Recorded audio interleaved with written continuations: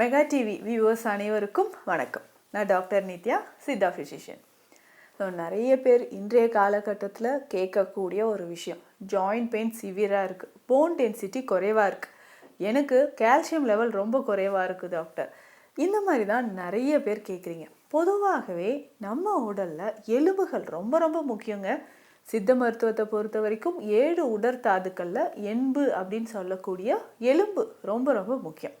இந்த எலும்பு வலிமையாக இருக்கிறதுக்கு நம்ம என்னென்ன செய்யலாம்? பொதுவாக இன்னைக்கு காலகட்டத்தில் நிறைய பேருக்கு, பொதுவாக ஒரு 50 வயதை கடந்தவங்களுக்கு தான் இந்த போன் டென்சிட்டி குறையிறது, ஆஸ்ட்ரோஃபினியா வர்றது, ஆஸ்டியோஃபோரோசிஸ் வர்றது, இந்த மாதிரியெல்லாம் கண்டிஷன் இருந்தது. இப்போ இந்த ஆஸ்டியோஃபோரோசிஸ் அப்படின்ற கண்டிஷன் ஒரு 35 வயதில் இருக்கக்கூடியவங்க நபர்களுக்கே நிறைய வருது. அப்போ இந்த ஆஸ்டியோஃபோரோசிஸ் அப்படின்னா என்ன? நம்ம உடலில் இருக்கக்கூடிய எலும்போட டென்சிட்டி குறையிறது, அது அடர்த்தி குறைவு, எண்பு அடர் குறைவு நோய் அப்படின்னு சொல்லுவாங்க. இந்த அடர்த்தி குறையுதுன்னா நம்ம உடலில் இருக்கக்கூடிய கால்சியம் லெவல் குறையிறதுனால வர்றது. அது மட்டும் இல்லைங்க, அதிகமாக சால்ட் கண்டென்ட் இருக்கக்கூடிய உணவுகள் சாப்பிட்றவங்களுக்கும் எலும்புகளில் இந்த மாதிரி பிரச்சனை வருது. நடக்கும்போதே ஒரு மாதிரி சவுண்ட் வருது அப்படின்னு சொல்கிறீங்க இல்லையா? அதே மாதிரி முதுகு தண்டுவடம், ஸோ நம்மளுடைய ஸ்பைனல் கார்ட்லேயும் இருக்கக்கூடிய வெர்டிபிராஸ், அந்த போன்ஸ் எல்லாமே வீக் ஆகிறதுனாலையும் நமக்கு இந்த ஆஸ்டியோஃபோரோசிஸ் கண்டிஷன் வருது. அதுக்கப்புறம் இன்னும் நிறைய பேருக்கு இந்த கண்டிஷன் எந்தெந்த எலும்புகளில் அதிகமாக பாதிப்பை ஏற்படுத்துதுன்னா, நம்ம சொன்ன மாதிரி முதுகு தண்டுவடை எலும்புகளில், ஹிப் போன் அப்படின்னு சொல்லுவோம், இடுப்பு பகுதியில் இருக்கக்கூடிய எலும்புகள், தொடை எலும்பு, அதுக்கப்புறம் நம்ம உடலில் இருக்கக்கூடிய ஜாயின்ட்ஸ், இது எல்லாமே மேஜராக நமக்கு அஃபெக்ட் ஆகுது அப்படின்னு சொல்லலாம். அப்போ எலும்புகளை வலிமையாக வைக்கிறதுக்கு என்னென்ன உணவுகள் நம்ம எடுத்துக்கலாம்? சில வகையான உணவு முறைகள் எடுக்கும்போதே ஒரு 2 நாள் 3 நாள் ஃபாலோ பண்ணிவிட்டு அதுக்கப்புறம் நீங்கள் சரியாக அந்த டயட் ஃபாலோ பண்ணலன்னா உடலில் சில வலிகள் ஏற்படுறது மட்டும் இல்லாமல் இந்த நிலையும் நமக்கு தீவிரமாகுது. இன்னும் ஒரு சிலர் என்னென்னா, இந்த கால்சியம் டேப்லெட் நான் டெய்லி எடுக்கிறேன் டாக்டர். ஸோ இப்போ பார்த்தீங்கன்னா இந்த கால்சியம் சப்ளிமெண்ட் ரெகுலராக எடுக்கும்போது எனக்கு உடலில் உண்மையிலுமே இந்த போன் டென்சிட்டியோ இல்லை எலும்புகள் சார்ந்த பிரச்சனையோ இல்லை ஆஸ்டியோ ஆர்த்ரைட்டிஸ் இந்த மாதிரி பிரச்சனைகள் குணமாகுமா? நேச்சுரலாக கால்சியம் சப்ளிமெண்ட்ஸ் இல்லாமல் நான் நேச்சுரலாக உணவு மூலயமாக என்னென்ன கால்சியம் நிறைந்த உணவுகள் எடுத்துக்கலாம்? ஒருவேளை நமக்கு ஆஸ்டியோ ஆர்த்ரைட்டிஸ் இருக்குது, ஆஸ்டியோஃபோரோசிஸ் இருக்குது, இன்னும் ஒரு சிலருக்கு ரொமட்டாய்டு ஆர்த்ரைட்டிஸ் அப்படின்னு சொல்லுவோம், அதாவது ஆட்டோஇம்யூன் கண்டிஷன். ஸோ இந்த ரொமட்டாய்டு ஆர்த்ரைட்டிஸ் இருந்தாலும் நம்ம எப்படி சரி பண்ணிக்கலாம், எந்த மாதிரி உணவுகள் எடுக்கலாம் அப்படின்றதும் தெரிஞ்சுக்கலாம். சித்த மருத்துவத்தை பொறுத்த வரைக்கும் சித்தர்கள் நிறைய மருந்து முறைகளை நமக்கு சொல்லியிருக்காங்க. ஸோ இந்த மருந்து முறைகள் அப்படின்னு சொல்கிறது மக்களுக்கு எளிமையாக அந்த உடல் ஆரோக்கியத்தை தீர்மானிக்கக்கூடியதாக இருக்குங்க. அப்போது நம்ம உணவில் சேர்த்து சாப்பிடக்கூடிய உணவுகள் என்னென்ன, அதாவது உணவோடு இதெல்லாம் இந்த மூலிகையெல்லாம் சேர்த்து சாப்பிட்டா எலும்புகளுக்கு நல்லது, ஆஸ்டியோஃபோரோசிஸ் வராமல் தடுக்கலாம் அப்படின்னு சொன்னால் எந்த மாதிரியான உணவுகள் நம்ம சேர்த்து சாப்பிடணும், எந்தெந்த மூலிகை எடுக்கலாம் அப்படின்றதும் தெரிஞ்சுக்கலாம். பொதுவாக பிரண்டை, இதை பற்றி நீங்கள் கேள்விப்பட்டிருப்பீங்க. பிரண்டை அப்படின்னு சொல்கிறது இன்றைக்கி நிறைய இடங்களில் உங்களுக்கு கிடைக்க ஆரம்பிச்சிடுச்சு. ஸோ பிரண்டை நமக்கு பொடியாக கிடைக்குது, பிரண்டை சூப்பாக நமக்கு கிடைக்குது, பிரண்டை துவையல் செய்யலாம். சித்த மருத்துவத்திலும் பார்த்திங்கன்னா பிரண்டை சூரணம் இருக்குது, பிரண்டை உப்பு இருக்குது. ஸோ இந்த 2 வகையான மருந்துகளும் சித்த மருத்துவத்தில் இருக்குங்க. இது மட்டும் இல்லாமல் எலும்பு சம்மந்தப்பட்ட, தசைப்பிடிப்பு சம்மந்தப்பட்ட நோய்கள்லையும் நமக்கு கொடுக்கக்கூடிய மருந்துகளில் பிரண்டை ஒரு முக்கியமான மூலிகையாக சேருது. வாரத்திற்கு 2-3 முறையாவது நம்ம பிரண்டையை பயன்படுத்தணும். இதை தாண்டி கீரை வகைகளில் வேறு என்னென்ன எடுத்துக்கலாம்? எப்போவுமே நம்மளுடைய ஃபர்ஸ்ட் சாய்ஸ், அதாவது கால்சியம் டிஃபிஷியன்சியாக இருந்தாலும் சரி, அயன் டிஃபிஷியன்சியாக இருந்தாலும் சரி, முருங்கையை நம்ம எடுத்துக்கலாம். ஸோ முருங்கை கீரை ரொம்ப முக்கியங்க. அந்த எலும்பு சம்மந்தப்பட்ட நோய்களுக்கு முருங்கை கீரையை நம்ம பயன்படுத்தலாம். அடுத்து எந்த கீரை எடுத்துக்கலாம் அப்படின்னு கேட்டிங்கன்னா தூதுவளை. ஸோ தூதுவளை ரொம்ப முக்கியமான ஒரு கீரை வகை. ஸோ தூதுவளையும் எலும்புகளுக்கு ரொம்ப நல்லது. அதுவும் இந்த கிளைமேட்டில் நிறைய பேருக்கு கோல்டு இருக்குது, காஃப் இருக்குது, தலையில் எனக்கு சைனசைட்டிஸ் ப்ராப்ளம், தலை பாரம், இதெல்லாம் சொல்கிறாங்க இல்லையா, அவர்களுக்குமே தூதுவளை ரொம்ப ரொம்ப சிறந்தது. இதை தாண்டி வல்லாரை, கீழாநெல்லி, இது எல்லாமே எலும்பு சம்மந்தப்பட்ட பிரச்சனைகளுக்கு ரொம்ப முக்கியமான கீரை வகைகள் அப்படின்னு சொல்லலாம். இதை தாண்டி இன்னும் ஒரு சிலருக்கு இந்த ஆஸ்டியோஃபோரோசிஸ் கண்டிஷன், அதாவது மெனோபாஸ் டைமில், பெண்களுக்கு இந்த மெனோபாஸ் டைமில் ஏற்படக்கூடிய ஒரு பிரச்சனையாகவே இருக்குன்னு சொல்லலாம். இந்த மெனோபாஸ் டைமில் என்ன ஆகுதுன்னா, நேச்சுரலாகவே நம்ம உடலில் ஹார்மோன் லெவல் குறையிறதுனால கால்சியமும் உங்களுக்கு குறைய ஆரம்பிச்சிடுது. ஸோ கால்சியம் குறையும் போது நம்ம என்ன பண்ணுறோம் அப்படின்னு சொன்னால், ஸோ இந்த மாதிரி கால்சியம் நிறைந்த உணவுகளை நம்ம எடுத்துக்கணும்.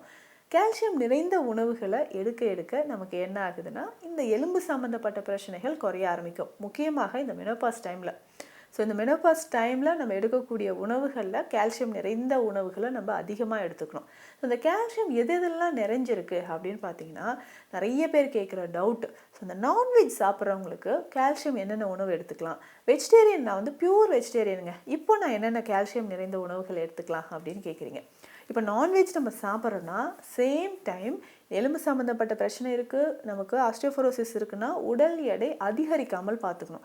நம்ம நிறைய பேர் இந்த விஷயத்தில் வந்து ரொம்ப அவதிப்படுவீங்க. ஒபிசிட்டி, உடல் பருமன் அதிகமாக இருக்குது, அதனால் எனக்கு மூட்டுக்கல்ல வலி இருக்குது அப்படின்னு சொல்கிறீங்க இல்லையா? அப்போது அசைவ உணவில் எது கால்சியம் நிறைஞ்சிருக்குன்னா சின்ன சின்ன வகையான மீன்கள்.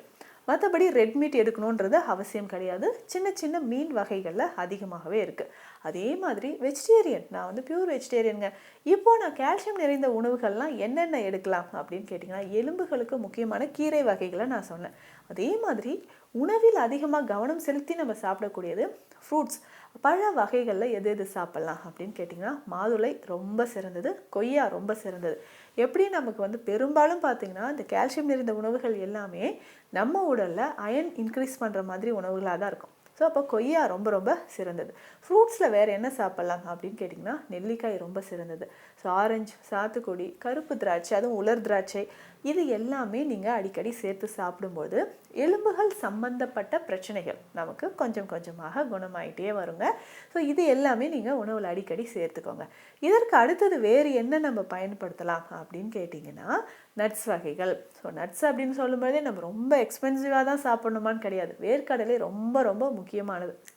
ஸோ டெய்லியுமே நீங்கள் ஒரு கைப்பிடி அளவு வேர்க்கடலை வெல்லத்தோடு சேர்த்து சாப்பிட்டுட்டே வரலாம். அந்த மாதிரி சாப்பிடும்போதும் எலும்புகளுக்கு இது ரொம்ப ரொம்ப நல்லது. அடுத்தது இந்த விதைகள். ஸோ இந்த சீட்ஸில் நான் என்னங்க அதிகமாக சாப்பிடலாம் அப்படின்னு கேட்டிங்கன்னா, கருப்பு எள்ளுங்க. மறக்காமல் கருப்பு எள்ளு உணவில் நிறைய சேர்த்துக்கணும்.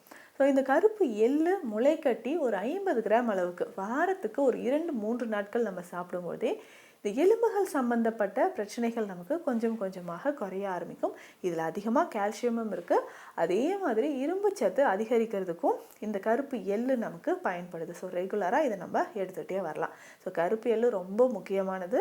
நிறைய பேர் நம்ம என்ன நினைக்கிறோன்னா, கருப்பு எள்ளு சாப்பிடும்போது அது வந்து உடலுக்கு உஷ்ணமாக மாறுது, அதிகமான உஷ்ணத்தை தரக்கூடியதுன்னு நினைக்கிறோம். ஆனால் கருப்பு எள்ளில் அதிகமான கால்சியம் இருக்குது, அயன் கண்டென்ட்டும் இருக்குது. ஸோ எள்ளு நீங்கள் உணவில் அடிக்கடி சேர்த்துக்கலாம். பூசணி விதைகள், வெள்ளரி விதைகள், இதையும் நம்ம பயன்படுத்தும் போதும் இந்த கால்சியம் குறைபாடு நமக்கு குறைய ஆரம்பிக்குது. ஸோ சித்த மருத்துவத்தின் மூலம் நம்ம என்னென்ன மருந்துகள் எடுத்துக்கலாம், இந்த கால்சியம் குறைபாட்டை சரி செய்யறதுக்கு என்னென்ன மருந்துகள் நம்ம எடுத்துக்கலாம் அப்படின்றதையும் பார்க்கலாம். இதில் முக்கியமாக பார்த்தோம்னா குறுந்தொட்டி சூரணம் அப்படின்னு சொல்கிற ஒரு மருந்து இருக்குது. இந்த குறுந்தொட்டி சூரணம் அப்படின்னு சொல்கிறது பேசிக்காகவே நம்ம உடலில் இன்ஃப்ளமேஷன் எதுவாக இருந்தாலும் அது குறைக்கக்கூடியது. இன்ஃப்ளமேஷன் அப்படின்னா அழற்சி. ஆஸ்டியோஆர்த்ரைட்டிஸ் இருக்கு இல்லையா, அந்த மூட்டு வலி இருக்கக்கூடிய பெரும்பாலும் நபர்கள் என்ன சொல்லுவாங்கன்னா, நடக்கும்போதே எனக்கு மூட்டில் வலி இருக்குங்க, ஒரு ரெட்னஸ் இருக்குது, மூட்டு வீக்கம் இருக்குது அப்படின்னு சொல்லுவாங்க. ஸோ இதை நம்ம சரி செய்கிறதுக்கு குறுந்தொட்டி சூரணம் பயன்படுது. இதை பேசிக்காக நம்ம என்ன பண்ணலான்னா, தசை பிடிப்பு இருக்குது, தசை வலி இருக்குது, இல்லை மூட்டுக்கல்ல வலி இருக்குது அப்படின்னாலும் இந்த குறுந்தொட்டி சூரணம் நம்ம பயன்படுத்தலாங்க. ஒரு 1/2 ஸ்பூன் அளவுக்கு எடுத்து வெந்நீரில் கலந்து காலை இரவு 2 வேளையும் நம்ம பயன்படுத்திக்கிட்டே வரணும். ஸோ காலை இரவு 2 வேளையும் இந்த குறுந்தொட்டி சூர்ணம் நம்ம பயன்படுத்திக்கிட்டே வரும்போது மூட்டுக்களில் இருக்கக்கூடிய வலி கொஞ்சம் கொஞ்சமாக நமக்கு குறைய ஆரம்பிக்கும். இது மட்டும் இல்லைங்க, இதனோட வேறு என்னென்ன செய்யலாம். நிறைய பேர் மூட்டு வலி, எனக்கு எலும்பு சம்மந்தப்பட்ட வலி அப்படின்னு சொன்னாவே தைலம் நீங்கள் அப்ளை பண்ணுவீங்க. ஸோ அந்த அளவுக்கு சித்த மருத்துவத்தில் நிறைய தைலங்கள் இருக்குது, மூலிகைகள் சேர்ந்த தைலங்கள் நிறையவே இருக்குது. ஸோ இந்த தைலத்தை நம்ம அப்ளை பண்ணும்போது ஸோ மூட்டுக்களில் இருக்கக்கூடிய வலி, வீக்கம், நிறைய பேருக்கு வாத நீர் சேர்ந்துருக்கும். ஸோ வாத நீர் அப்படின்னு சொன்னால் உடலே வந்து வீங்கின மாதிரி தெரியுதுங்க. முன்னாடியெல்லாம் எனக்கு உடம்பு இப்படி இல்லை, எப்போ இந்த மூட்டு வலி வந்ததோ அதுக்கப்புறம் கொஞ்சம் கொஞ்சமாக எனக்கு பார்த்தீங்கன்னா மூட்டுக்களில் உடலில் அதிகமான நீர் கோத்த மாதிரி இருக்குன்னு சொல்லுவாங்க. இந்த வாத நீர் குறையிறதுக்கும் ஸோ இந்த மாதிரி ஆயில் மசாஜ் நம்ம பண்ணிக்கலாம். இதில் பேசிக்காக பார்த்தோம்னா அதே குறுந்தொட்டி தைலமாகவும் உங்களுக்கு கிடைக்குது. ஸோ குறுந்தொட்டி சூர்ணமும் சாப்பிட்லாம், குறுந்தொட்டி தைலமும் நீங்கள் அப்ளை பண்ணிட்டு வரலாம். ஸோ இந்த மாதிரி குறுந்தொட்டி தைலம் அப்ளை பண்ணிவிட்டு கொஞ்சம் ஹாட் வாட்டர் வச்சு ஒத்தரம் கொடுத்துக்கிட்டே வாங்களேன், உங்கள் உடலில் இருக்கக்கூடிய வலிகள் நமக்கு கொஞ்சம் கொஞ்சமாக மறையும். இதை தாண்டி முக்கியமாக உணவு முறையில் நான் சொன்ன உணவுகள் எல்லாமே ஃபாலோ பண்ணிட்டு வாங்க. இப்போது நிறைய பேருக்கு இந்த கால்சியம் டிஃபிஷியன்சி இருக்குது, விட்டமின் டி டிஃபிஷியன்சி இருக்குது அப்படின்னு சொன்னால், ஸோ அதை பற்றி நீங்கள் அந்த பிளட் டெஸ்ட் எடுத்துக்கோங்க. 6 மாதத்துக்கு ஒரு முறையாவது கண்டிப்பாக பிளட் டெஸ்ட் எடுத்து பார்த்துட்டு அதுக்கேற்ற மாதிரி நான் சொன்ன உணவுகளை ஃபாலோ பண்ணுங்கள். ஆஸ்டியோபோரோசிஸ் மட்டும் இல்லைங்க, எலும்பு சம்மந்தப்பட்ட பிரச்சனைகள் உங்களுக்கு கொஞ்சம் கொஞ்சமாக குணமாகும். ஸோ இந்த பதிவு உங்களுக்கு யூஸ்ஃபுல்லாக இருக்கும்னு நினைக்கிறேன். மீண்டும் அடுத்த பதிவில் சந்திக்கலாம். நன்றி.